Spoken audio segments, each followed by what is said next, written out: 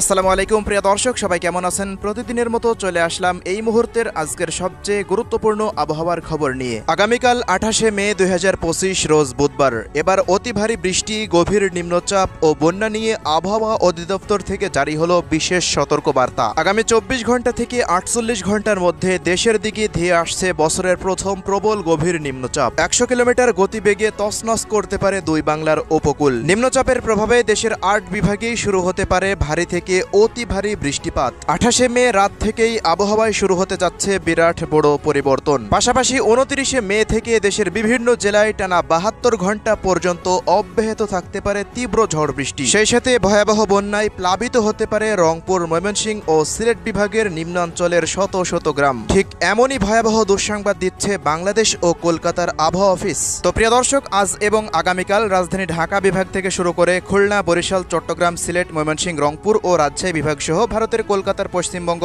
আসাম, মেঘালয় ও ত্রিপুরা রাজ্যের কোন কোন জেলাগুলিতে আবহাওয়া পরিস্থিতি কেমন থাকতে পারে জানিয়ে দেব। সম্পূর্ণ বিস্তারিত ভিডিওটি শেষ পর্যন্ত দেখার অনুরোধ। কে কোন জেলা থেকে দেখছেন কমেন্ট করে জানিয়ে দিন। প্রতিনিয়ত আবহাওয়ার খবর পেতে আমাদের ভিডিওটিতে একটি লাইক দিয়ে অবশ্যই চ্যানেলটিকে সাবস্ক্রাইব করে রাখুন। তো প্রিয় দর্শক, আমরা এই মুহূর্তে সরাসরি চলে আসলাম জাপানের কৃত্রিম ভূ উপগ্রহ রাডারে। তো এখনকার পরিস্থিতি অনুযায়ী দেখা যাচ্ছে বঙ্গোপসাগর পুরোপুরি উত্তাল। তবে এই মুহূর্তে দেশের আকাশ পুরোপুরি পরিষ্কার। রংপুর, রাজশাহী, ঢাকা, এদিকে দেখুন সিলেট ও ময়মনসিংহ বিভাগের প্রত্যেকটা জেলার আকাশ পুরোপুরি মেঘমুক্ত অবস্থায় রয়েছে। গতকাল আমরা ভারী বৃষ্টিপাতের সতর্কতার কথা জানালেও আজ সকাল থেকে দেশের কোনো অঞ্চলেই ভারী থেকে অতি ভারী বৃষ্টিপাত বা হালকা থেকে মাঝারি মানের বৃষ্টিপাত হয়নি। এর কারণ হচ্ছে বঙ্গোপসাগরে তৈরি হচ্ছে নতুন নিম্নচাপ। এর জেরেই কিন্তু দেশের আবহাওয়া পুরোপুরি পরিষ্কার। তবে এই মুহূর্তে চট্টগ্রাম বিভাগের জেলাগুলিতে ভারী মেঘের উপস্থিতি লক্ষ্য করা যাচ্ছে। এছাড়া এদিকে উপকূলীয় অঞ্চলগুলোতে খুলনা ও বরিশাল বিভাগের জেলাগুলিতে কিছুটা মেঘের উপস্থিতি রয়েছে। এই মুহূর্তে দেশের আকাশ এদিকে পরিষ্কার। পাশাপাশি ভারতের পশ্চিমবঙ্গের জেলাগুলির আকাশ কিছুটা মেঘলা থেকে মেঘাচ্ছন্ন হয়ে রয়েছে। দু এক অঞ্চলে কিছুটা বৃষ্টিপাতও হয়েছে সকালের পর থেকে। আগামী কয়েক ঘন্টা পর ভারতের সিউড়ি ও কাটোয়া অঞ্চলের দিকে একটি মেঘমালা তৈরি হতে যাচ্ছে, যেটি পরবর্তী সময়ে শক্তি যদি ধরে রাখতে পারে তবে কুষ্টিয়া এবং রাজশাহী বিভাগের দিকে কিছুটা এর প্রভাব বিস্তার লাভ করতে পারে। এছাড়া তেমন রংপুর, ময়মনসিংহ এবং সিলেট বিভাগে তেমন কোনো ভারী মেঘের উপস্থিতি নেই। তবে ভারতের গৌহাটি, শিলং, আসাম রাজ্যের এই অঞ্চলগুলোতে কিছুটা মেঘের উপস্থিতি দেখা যাচ্ছে। এই অঞ্চলগুলোর দু এক স্থানে কিছুটা বজ্রসহ বৃষ্টিপাতের আশঙ্কা রয়েছে। এছাড়া আজ রাতের মধ্যে তেমন কোনো ভারী বৃষ্টিপাতের কোনো সতর্কতা দেশের কোনো অঞ্চলেই দেখা যাচ্ছে না। তো এই মুহূর্তের যে বড় খবর হচ্ছে বঙ্গোপসাগর উত্তাল। দেখুন, পুরো বঙ্গোপসাগর জুড়েই কিন্তু নিম্নচাপের মেঘের অবস্থান রয়েছে। প্রত্যেকটা অঞ্চলে এই মুহূর্তে উঁচু উঁচু ঢেউ উঠে পড়ছে এবং আবহাওয়া অধিদপ্তর থেকে উপকূলীয় অঞ্চল জুড়ে মূলত সমুদ্র বন্দরে জারি করা হয়েছে 3 নম্বর দূরবর্তী সতর্ক সংকেত। আস্তে আস্তে সতর্ক সংকেত বৃদ্ধি পেতে পারে, যেহেতু নিম্নচাপটা উপকূলের কাছাকাছি চলে আসবে। তো এখনকার পরিস্থিতি অনুযায়ী দেখা যাচ্ছে ভারতের ভুবনেশ্বর থেকে প্রায় 250 কিলোমিটার দূরে এটি অবস্থান করছে। এই মুহূর্তে পশ্চিম বঙ্গোপসাগর থেকে শুরু করে আন্দামান সাগর হতে প্রত্যেকটা অঞ্চল জুড়েই দেখুন প্রায় 67 থেকে 70 কিলোমিটার পর্যন্ত তীব্র ঝড়ো বাতাস বয়ে যাচ্ছে। আস্তে আস্তে এর সম্ভাবনা আরও বৃদ্ধি পাবে, মানে বাতাসের গতিবেগ আরও বৃদ্ধি পাওয়ার আশঙ্কা রয়েছে। এছাড়া প্রিয় দর্শক, নিম্নচাপটি আস্তে আস্তে শক্তি বাড়িয়ে আগামী 29 তারিখ নাগাদ দেখা যাচ্ছে একেবারে উপকূল ঘেঁষে অবস্থান করতে পারে। ওই মুহূর্তে চট্টগ্রাম বিভাগের জেলাগুলির ওপর দিয়ে প্রায় 70 থেকে 80 কিলোমিটার পর্যন্ত তীব্র ঝড়ো বাতাস বয়ে যাওয়ার আশঙ্কা রয়েছে। সমুদ্র বন্দরে 6 থেকে 7 নম্বর পর্যন্ত বিপদ সংকেত জারি হতে পারে। দেশের অভ্যন্তরেও দেখা যাচ্ছে প্রায় 50 কিলোমিটার বেগে হঠাৎ দমকা বাতাস বয়ে যেতে পারে, এমনটাই আশঙ্কা রয়েছে। এছাড়া সারাদিনই দেখুন 29 তারিখ দেশের 8 বিভাগের 64 জেলা সহ ভারতের পশ্চিমবঙ্গের প্রত্যেকটা অঞ্চল, আসাম, মেঘালয়, ত্রিপুরা রাজ্যের প্রত্যেকটা অঞ্চলেই আকাশ পুরোপুরি মেঘলা থেকে মেঘাচ্ছন্ন হয়ে থাকবে। মূলত নিম্নচাপের মেঘ দেশের মধ্যে প্রবেশ করতে শুরু করে দিতে পারে। দেশের বিভিন্ন অঞ্চলে আকস্মিক বৃষ্টি বা বজ্রসহ বৃষ্টিপাত, ভারী থেকে অতি ভারী বৃষ্টিপাত চলমান শুরু হয়ে যাবে 29 তারিখের সকালবেলা থেকে উপকূলীয় অঞ্চল ধরে। এর পরবর্তী সময় দেশের অভ্যন্তরে ঢাকা, রাজশাহী, সিলেট, ময়মনসিংহ ও রংপুর বিভাগ পর্যন্ত এই মেঘের আনাগোনা থাকবে এবং নিম্নচাপ বা গভীর নিম্নচাপে অতি ভারী বর্ষন্ত এই বিভাগগুলোতে অব্যাহত থাকবে। তো প্রিয় দর্শক, আজকে আবহাওয়াবিদ মোহাম্মদ মোস্তফা কামাল পলাশ জানিয়েছেন ভারতের চেরাপুঞ্জি এবং আসাম ও মেঘালয় রাজ্যে অতি ভারী বর্ষণের প্রভাবে রংপুর, ময়মনসিংহ ও সিলেট বিভাগের যে সমস্ত নিচু গ্রাম অঞ্চলগুলো রয়েছে ওই সমস্ত এলাকাগুলো বন্যায় প্লাবিত হওয়ার মতো সম্ভাবনা তৈরি হতে পারে। ভারতের আসাম, মেঘালয় এবং চেরাপুঞ্জি সহকারে সিলেট, ময়মনসিংহ ও রংপুর বিভাগের জেলাগুলির ওপর দিয়ে প্রায় 800 কিলোমিটার থেকে 1000 মিলিমিটার পর্যন্ত অধিক ভারী বৃষ্টিপাত হওয়ার সম্ভাবনা রয়েছে। বাংলাদেশ আবহাওয়া দপ্তর থেকেও পরবর্তী 72 ঘন্টাতে অতি ভারী বৃষ্টিপাতের পূর্বাভাস জারি করা হয়েছে। সেখান থেকে জানানো হয়েছে যে চট্টগ্রাম বিভাগের পাহাড়ি অঞ্চলগুলো রয়েছে, রাঙামাটি, খাগড়াছড়ি, বান্দরবান, এই সমস্ত অঞ্চলগুলোতে অতি ভারী বর্ষণের প্রভাবে পাহাড় ধসেরও আশঙ্কা রয়েছে, এমনটাই জানাচ্ছেন বাংলাদেশ আবহাওয়া দপ্তররা।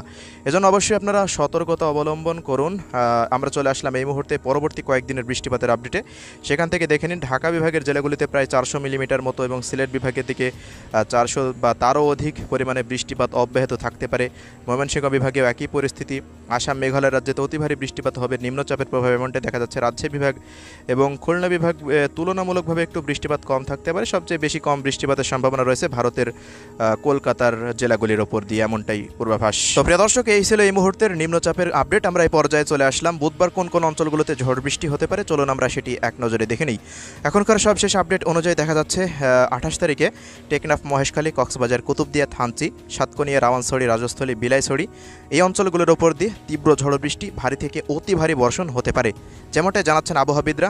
আমেরিকান এবং ইউরোপিয়ান আবহাওয়ার রাডার থেকে একই পরিস্থিতি দেখা যাচ্ছে। পাশাপাশি প্রিয় দর্শক, ভারী বৃষ্টিপাতের সতর্কতা চট্টগ্রাম শহর, লংগদু, দীঘিনালা, খাগড়াছড়ি, মানিকছড়ি, ফটিকছড়ি, হাটহাজারী থেকে শুরু করে ফেনী, নোয়াখালী, লক্ষ্মীপুর, চাঁদপুর।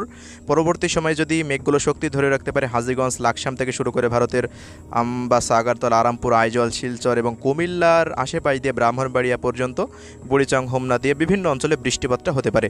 এছাড়া উপকূলীয় অঞ্চলগুলোর উপর দিয়ে দমকা হাওয়া সহ বৃষ্টি বা বজ্রসহ বৃষ্টিপাতের সম্ভাবনা। বরিশাল, পিরোজপুর, ঝালকাঠি, বরগুনা, পটুয়াখালী, ভোলা, এদিকে কুয়াকাটা, কলাপাড়া, দেখুন বরগুনা, মঠবাড়িয়া, এরপর দমকি, বেতাগি, জিয়ানগর এই অঞ্চলগুলোতে। এরপর এদিকে রয়েছে লালমোহন, চরফ্যাশন, হাতিয়া, বুরহানুদ্দিনের আশেপাশ দিয়ে প্রত্যেকটা অঞ্চল জুড়েই তীব্র ঝোড়ো বাতাসে বয়ে যাওয়ার আশঙ্কা রয়েছে। এছাড়া ঢাকা বিভাগেরও কিছুটা ইফেক্ট পড়তে পারে। মাদারীপুর, গৌরনদী, শরীয়তপুর, মুন্সিগঞ্জ, হোমনা, নরসিংদী জেলার 2-1 অঞ্চলে কিছুটা প্রভাব পড়তে পারে। এছাড়া দেখুন এদিকে সিলেট বিভাগের জেলাগুলির আকাশে কিছুটা মেঘলা থাকতে পারে, বৃষ্টিপাতের সম্ভাবনা আকস্মিক থাকার সম্ভাবনা। রাজশাহী জেলার আকাশ মোটামুটি পরিষ্কার থাকছে। এদিকে খুলনা বিভাগের জেলাগুলির আকাশও কুষ্টিয়া জেলা থেকে শুরু করে খুলনার একেবারে বাগেরহাট জেলা পর্যন্ত মোটামুটি পরিষ্কার থাকার সম্ভাবনা রয়েছে দিনের বেলায়। তবে বিকেলের পর থেকে নিম্নচাপের যে মেঘ, সেই মেঘ আস্তে আস্তে দেশের মধ্যে প্রবেশ করতে শুরু করে দিতে পারে। এছাড়া পরবর্তী সময়ের দিকেও 2-1 অঞ্চলে আকস্মিক বৃষ্টিপাত থাকতে পারে। রংপুর, ময়মনসিংহ বিভাগের আকাশ দেখুন পুরোপুরি সকাল থেকে পরিষ্কার দেখা যাচ্ছে, তেমন কোনো ভারী বর্ষণের সতর্কতা এই মুহূর্তে দেখা যাচ্ছে না। এমন পরিস্থিতি হওয়ার কারণ হচ্ছে বঙ্গোপসাগরে যে নিম্নচাপ তৈরি হচ্ছে, তো নিম্নচাপের প্রভাবেই কিন্তু দেশের মধ্যে যে মেঘের যে স্বাভাবিক যে প্রক্রিয়া রয়েছে, বাতাসের গতিবেগ, সেটা কিন্তু প্রবেশ করতে পারছে না। মানে মৌসুমি বায়ু মোটামুটি দেশের মধ্যে ভালোভাবে প্রবেশ করতে পারছে না বলেই কিন্তু দেশের মধ্যে এই পরিস্থিতি থাকবে। একটু তীব্র ভ্যাপসা গরম থাকার সম্ভাবনা উত্তর পূর্বাঞ্চলের জেলাগুলিতে। রাজশাহীর পশ্চিমাঞ্চলেও একই আবহাওয়া বিরাজমান থাকবে।